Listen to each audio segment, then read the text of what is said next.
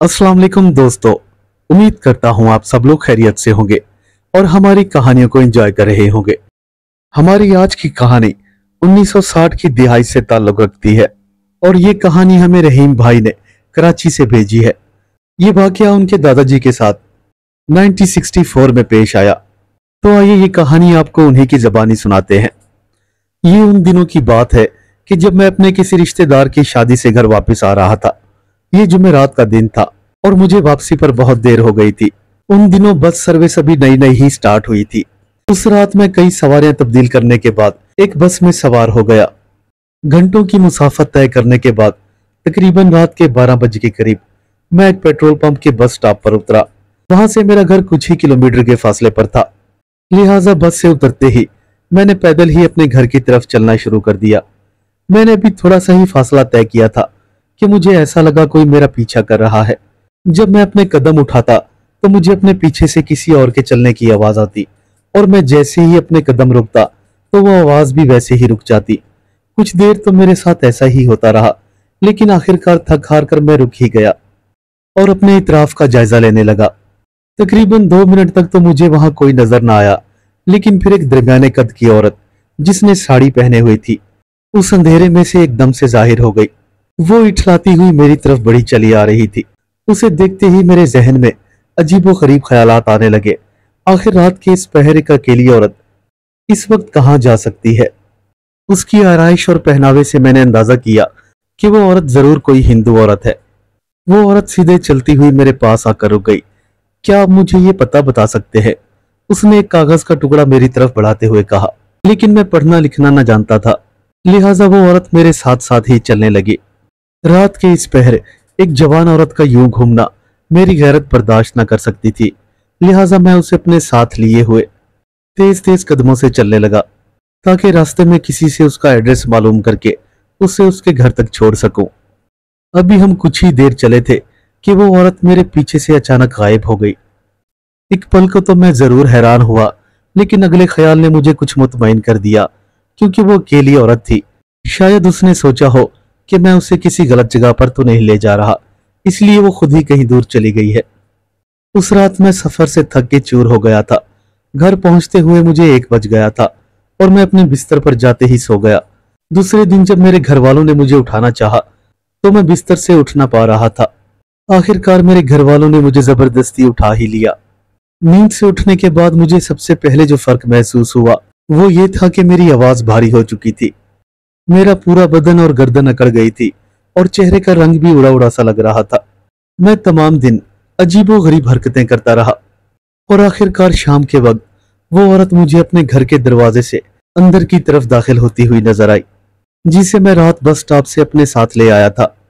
लेकिन हैरानी वाली बात यह थी कि उसे मेरे घर का एड्रेस किसने बता दिया था। मैं उसे देखते ही अपने बिस्तर से उठ खड़ा हुआ और अपने चेहरे पर मुस्कुराहट सजाए उसका इस्तकबाल करने लगा, लेकिन मेरे घर वाले हैरत से मेरी जानिब देखने लगे, क्योंकि जो कुछ मैं देख पा रहा था वो मेरे घर वाले बिल्कुल भी ना देख पा रहे थे। लिहाजा मैंने उन्हें कल रात वाला तमाम वाकया बयान कर दिया। वो औरत अब भी मेरे सामने खड़ी हुई मुस्कुरा रही थी, लेकिन मेरे घर वाले उसको ना देख पा रहे थे। वो देखो, वो दरवाजे से बाहर जा रही है। अरे नहीं नहीं, वो तो दीवार पर खड़ी हुई है। मैं बार बार उसकी तरफ इशारा करके अपने घर वालों को यकीन दिलाने की कोशिश कर रहा था, लेकिन मेरे घर वाले और वो औरत बड़ी गुस्सीली नजरों से मेरी जानिब देखे जा रहे थे। किसी को भी मेरी बात पर यकीन ना आ रहा था और वो औरत तो वैसे ही मुझसे नाराज थी। वो शायद इस बात से नाखुश थी कि मैं उसकी मौजूदगी के बारे में सबको बता रहा था। बस उस दिन के बाद मेरी हालत गैर होती गई और मैं अजीबो गरीब हरकतें करने लगा। ये बात उड़ती उड़ती आस पड़ोस तक भी पहुंच गई। अब मोहल्ले की औरतें भी मुझे देखने के लिए आने लगती, जैसे चिड़ियाघर में कोई नया जानवर लाया गया हो। कोई कहती कि इस पर साया है और कोई कहती कि ये तो बावला हो गया है।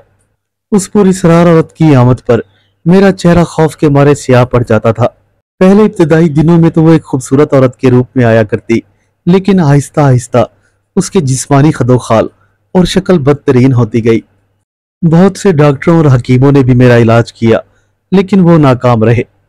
वो पुरस्रार औरत जब भी आती उसके हाथ में एक छड़ी होती, या तो वो उस छड़ी से मुझे बुरी तरह से पीटती या फिर मेरे बालों से पकड़कर घर के पूरे आंगन में मुझे घसीटती। उसकी बस मुझसे एक ही डिमांड थी कि मुझे उससे हर हाल में शादी करनी है। इस सारे अरसे में मेरे कपड़ों पर खून के छींटे, दीवारों पर खून की बोटियां और पूरे घर में सांप नजर आया करते थे। आहिस्ता आहिस्ता ये सिलसिला बढ़ता जा रहा था और मेरी कैफियत पागलों की सी तरह हो रही थी। न जाने फिर किसी बड़े ने मेरे घर वालों की तवज्जो कुरानी आयात की जानिब मबजूल कराई। जल्द ही मौलवी शाहिद साहब से रब्ता किया गया तो उन्होंने मेरा हिसाब किताब करने के बाद कुरान पाक के चंद सफ़हात मुझे पानी पर पढ़कर पिलाने को कहे। वो पढ़ा हुआ पानी पीने से मुझे चंद दिन तो फायदा हुआ, लेकिन फिर जब भी वो औरत आती तो वो सारा असर जायल हो जाता। न जाने उसके पास ऐसी क्या ताकत थी कि वो पूरे घर को अपने कंट्रोल में ले लेती। उसकी नजर के एक इशारे से घर के बर्तन उड़कर हवा में इधर उधर गिरने लगते और चारपाइयां उल्टी हो जाती। एक बार तो हद ही हो गई। मेरी भाभी घर के आंगन में बैठे हुए चूल्हे पर रोटी पका रही थी। देखते ही देखते वो अपनी चौकी समेत हवा में बुलंद हो गई और जोर जोर से चीखने लगी। बस उस दिन के बाद भाभी भी नाराज होकर अपने मैके वापस चले गई और मेरे भाई साहब इस झगड़े का जिम्मेदार मुझे ही ठहरा रहे थे।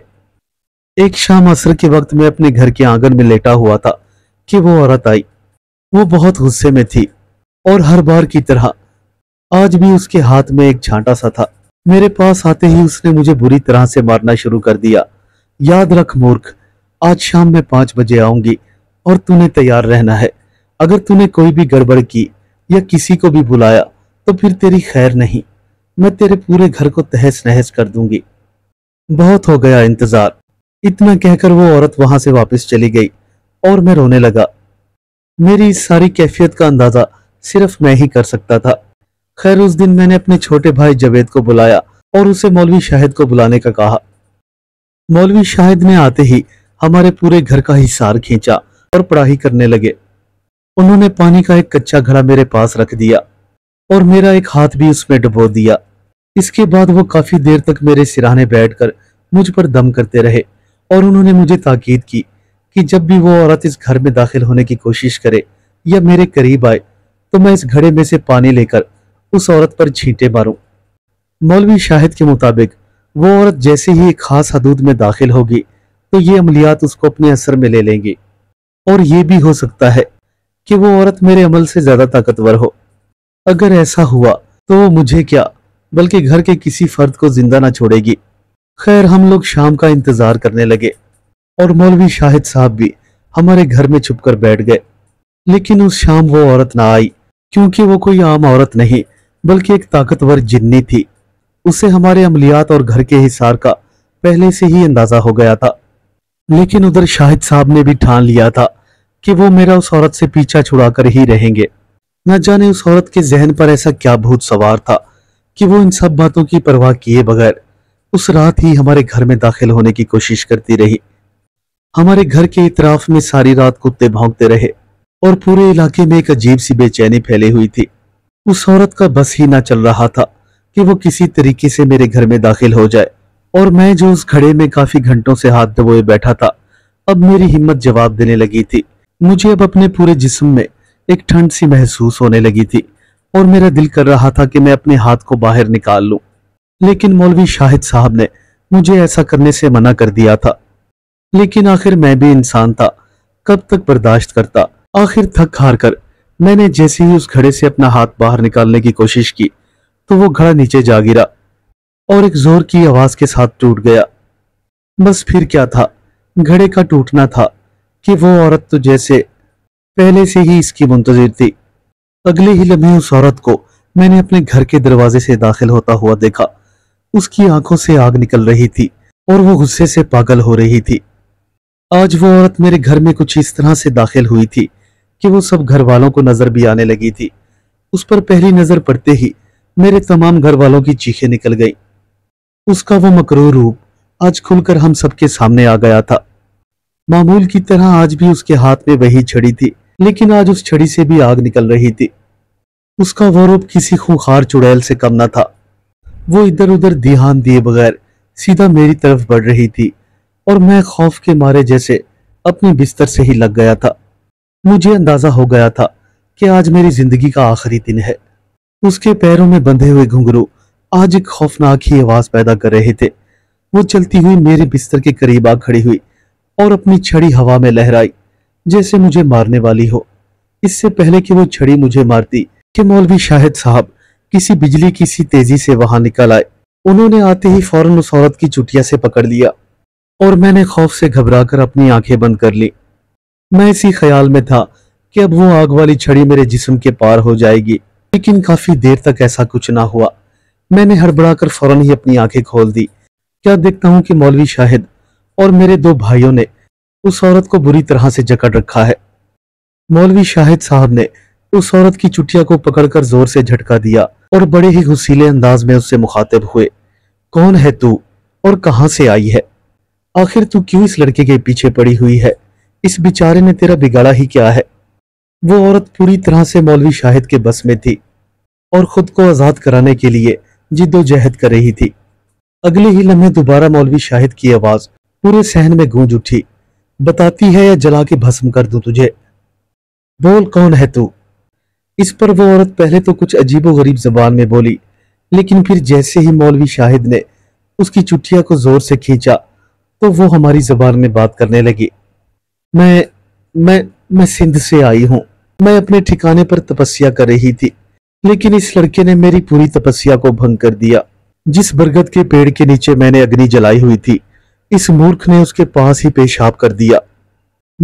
میں اس کو ہرگز نہیں چھوڑوں گی اور اسے اپنے ساتھ لے جاؤں گی اپنی دنیا میں، جہاں یہ ہمیشہ میرا غلام بن کر رہے گا۔ اتنا کہہ کر وہ عورت خاموش ہو گئی اور مولوی شاہد مسکرانے لگے۔ تو اسے لے کر تو اس وقت جائے گی جب میں تجھے چھوڑوں گا۔ سن لڑکی، اس لڑکے نے تیری جگہ کو جان بوجھ کر ناپاک نہیں کیا۔ اسے کیا معلوم کہ تو وہاں بیٹھی عبادت کر رہی ہے؟ یہ جانتا تھا کہ وہاں آگ جل رہی ہے، تو پھر یہ وہاں بیٹھا ہی کیوں؟ اتنا کہہ کر وہ غصیلی نظروں سے دوبارہ سے میری جانب دیکھنے لگی اور میں خوف سے سہم گیا۔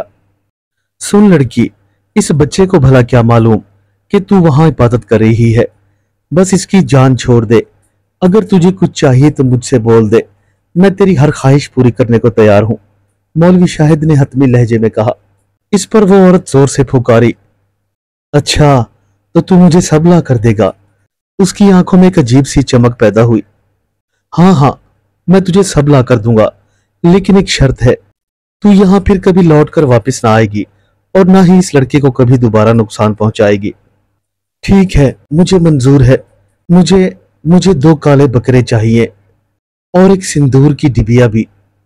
پھر میں یہاں سے ہمیشہ کے لیے چلی جاؤں گی۔ بکروں کا نام زبان پر آتے ہی اس عورت کی آنکھوں میں ایک عجیب سی وحشت دکھائی دینے لگی۔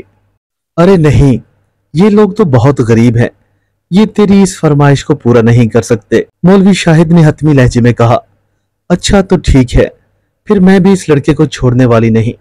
تو چاہے تو مجھے جلا کر بھسم کر دے، لیکن یاد رکھ، اگر میں بچ گئی تو نہ تجھے اور نہ ہی اس کے خاندان کو چھوڑوں گی۔ لیکن ہاں، میں وعدہ کرتی ہوں، اگر تو نے میری فرمائشیں پوری کر دی تو پھر میں کبھی یہاں نہ آؤں گی اور نہ ہی اسے تنگ کروں گی۔ وہ عورت کسی بھی طرح سے راضی نہ ہو رہی تھی۔ آخرکار مرتا کیا نہ کرتا، ہم سب نے حامی بھر لی اور پھر وہ عورت مولوی شاہد کو اپنے ساتھ لے کر اس جگہ کی نشاندہی کرنے چلی گئی۔ یہ ایک برگد کا پرانا درخت تھا جو ہمارے گاؤں کی شروع میں ہی آتا تھا۔ خیر اماواس کی رات کو ہم نے 2 کالے بکرے اور سندور کی ایک ڈبیا وہاں برگد کے پیڑ کے نیچے رکھ دی۔ بس اس دن کے بعد آہستہ آہستہ میری طبیعت خود بخود ہی سنبھلنے لگی۔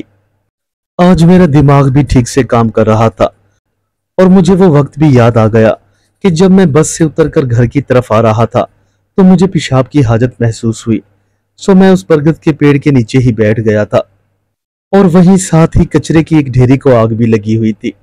بس جیسے ہی میں پیشاب کر کے وہاں سے اٹھا تو وہ جننی بھی میرے پیچھے لگ گئی۔ خیر اس دن کے بعد میں نے کبھی بھی اس طرف کا رخ نہ کیا اور نہ ہی کبھی رات کو دیر سے گھر لوٹا۔ اس کے بعد اس عورت نے کبھی بھی مجھے تنگ نہ کیا، لیکن میں اس پر اصرار کیفیت اور اس خوف سے اب تک جان نہیں چھڑا پایا۔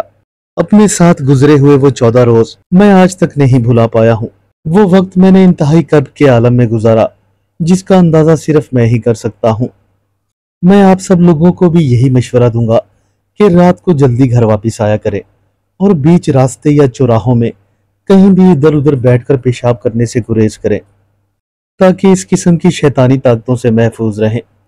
उम्मीद करता हूँ आपको आज की वीडियो पसंद आई होगी। हमारे चैनल को सब्सक्राइब करें और वीडियो को शेयर करना ना भूलें। मिलते हैं कल एक नई कहानी के साथ। तब तक के लिए अल्लाह हाफिज।